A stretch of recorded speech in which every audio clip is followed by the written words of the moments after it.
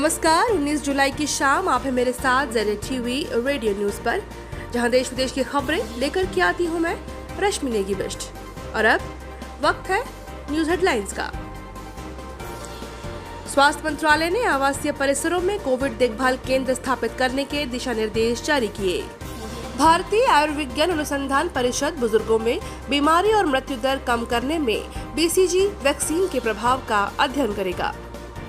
जम्मू कश्मीर प्रशासनिक परिषद स्थानीय निकायों के सभी निर्वाचित प्रतिनिधियों को 25 लाख रुपए देने का जीवन बीमा सुरक्षा प्रदान करेगी। भारत ने जम्मू कश्मीर में संघर्ष विराम उल्लंघन में 3 निर्दोष नागरिकों के मारे जाने का कड़ा विरोध करते हुए पाकिस्तान उच्चायोग के प्रभारी को तलब किया।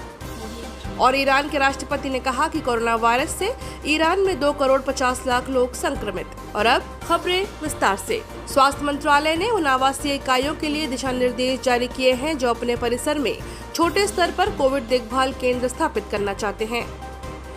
दिशा निर्देशों में कहा गया है कि इन केंद्रों में मामूली लक्षण और संदिग्ध लक्षण वाले निवासियों के साथ साथ बिना लक्षण वाले संक्रमितों की देखभाल की जा सकेगी। दिशा निर्देशों के अनुसार ये केंद्र वरिष्ठ लोगों, 10 वर्ष से कम उम्र के बच्चों, गर्भवती और दूध पिलाने वाली महिलाओं और अन्य रोगों से ग्रस्त संक्रमितों के लिए नहीं होंगे।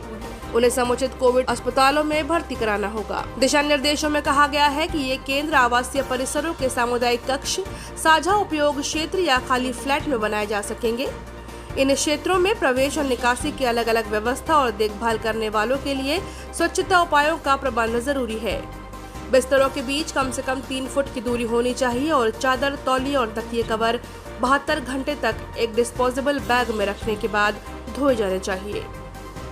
दरवाजे की कुंडी, लिफ्ट के बटन, रेलिंग और बेंच इत्यादि को नियमित रूप से संक्रमण मुक्त करा जाना चाहिए। दिशा निर्देशों के अनुसार स्वास्थ्य विशेषज्ञ इन केंद्रों का नियमित निरीक्षण करेंगे और आवश्यक मार्गदर्शन देंगे। भारतीय आयुर्विज्ञान अनुसंधान परिषद ICMR बुजुर्गों व्यक्तियों में कोविड-19 के कारण बीमारी और मृत्यु दर को रोकने में BCG वैक्सीन के प्रभाव का मूल्यांकन करने के लिए एक अध्ययन करेगा। इससे देश में कोविड-19 हॉटस्पॉट में रहने वाले 60 से 95 वर्ष की आयु के लोगों को अध्ययन किया जाएगा। यह अध्ययन 6 राज्यों तमिलनाडु, महाराष्ट्र, गुजरात, मध्य प्रदेश, राजस्थान और दिल्ली में किया जाएगा।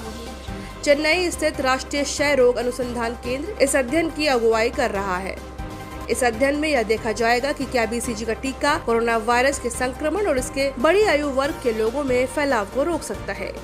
अध्ययन में उसी BCG वैक्सीन का उपयोग किया गया है जिसे देश में राष्ट्रीय टीकाकरण कार्यक्रम के एक भाग के रूप में नवजात शिशुओं को लगाया जाता है। स्वास्थ्य मंत्री डॉक्टर हर्षवर्धन ने कहा कि देश में कोरोना वायरस का टीका विकसित करने की दिशा में मानव पर परीक्षण शुरू हो गए हैं और कोविड-19 के खिलाफ संघर्ष निर्णायक दौर पर पहुंच गया है। एक ट्वीट में डॉक्टर हर्षवर्धन ने कहा कि टीका विकसित करने के प्रयास पिछले कई महीनों से जारी थे और इस दिशा में सकारात्मक संकेत मिले हैं। स्वास्थ्य मंत्री ने कहा कि भारत इस महामारी पर पूरी तरह नियंत्रण में सफल होगा। उन्होंने बताया कि प्रारंभिक परीक्षणों में कोई दुष्प्रभाव सामने नहीं आए हैं। मंत्री ने कहा कि यह परीक्षण 14 संस्थानों में चल रहे हैं। इन्होंने कहा कि ICMR के वैज्ञानिक सभी आंकड़ों पर नजर रख रहे हैं। अखिल भारतीय आयुर्विज्ञान संस्थान की नैतिक समिति ने स्वदेश में विकसित कोविड-19 की दवा को वैक्सीन के मानव क्लिनिकल परीक्षण संचालित करने की कल अनुमति दे दी। दिल्ली का एम्स उन संस्थानों में से एक है जिसे भारतीय आयुर्विज्ञान अनुसंधान परिषद ने कोवैक्सीन के पहले और दूसरे चरण के मानव परीक्षण के लिए चुना है। पहले चरण में इस दवा का 375 लोगों पर परीक्षण होगा और इनमें से अधिकतम 100 एम्स से होंगे। एम्स के सामुदायिक औषधि केंद्र के प्रोफेसर डॉक्टर संजय राय ने बताया कि उनका संस्थान सोमवार से स्वस्थ लोगों का पंजीकरण शुरू करेगा। भारत के शीर्ष औषधि नियामक ICMR ने हाल ही में कोविड-19 के मानव परीक्षण के लिए कोवैक्सीन को हरी झंडी दी थी। इस दवा को ICMR और पुणे स्थित राष्ट्रीय विषाणु संस्थान के सहयोग के तहत हैदराबाद स्थित भारत बायोटेक ने विकसित किया है। जम्मू कश्मीर प्रशासनिक परिषद ने केंद्र शासित प्रदेश में स्थानीय निकायों के सभी निर्वाचित सदस्यों को 25 लाख रुपए की बीमा सुरक्षा प्रदान करने का निर्णय किया है।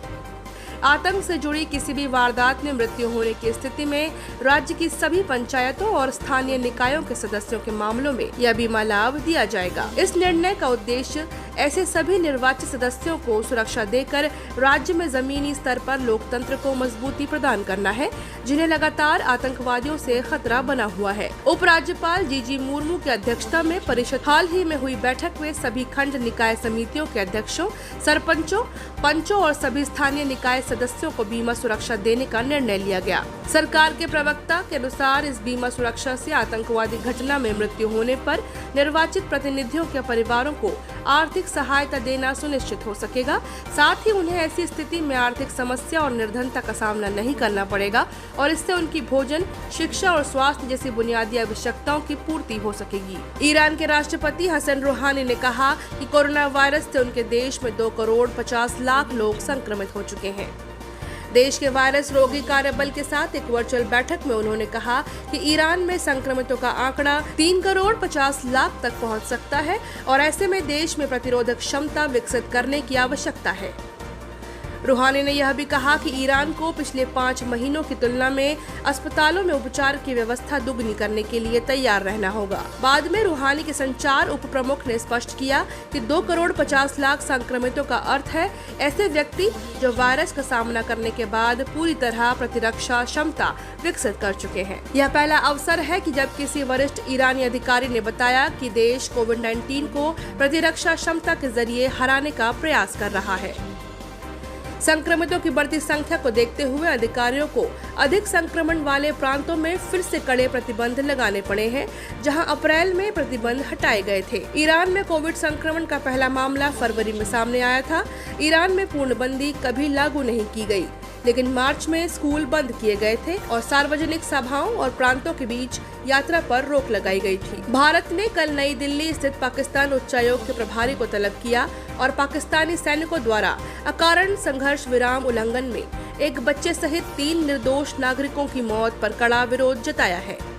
यह घटना जम्मू कश्मीर के कृष्णा घाटी सेक्टर में 17 जुलाई की रात को हुई थी। सभी मृतक एक ही परिवार के सदस्य थे। भारत ने पाकिस्तानी बलों द्वारा निर्दोष नागरिकों को जानबूझकर निशाना बनाने की कड़ी शब्दों में निंदा की।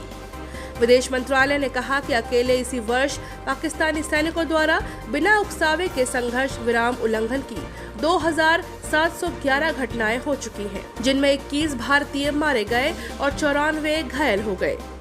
भारत ने पाकिस्तान की ओर से आतंकवादियों की सीमा पार घुसपैठ पर भी कड़ा विरोध जताया। भारत ने कहा कि घुसपैठ में पाकिस्तानी सैनिकों की ओर से गोलीबारी भी की जाती रही है। विदेश मंत्रालय ने कहा कि पाकिस्तान ने अंतर्राष्ट्रीय सीमा और नियंत्रण रेखा पर शांति कायम करने के लिए 2003 में सहमति पर हस्ताक्षर किए थे। और ये थे अब तक के मुख्य समाचार।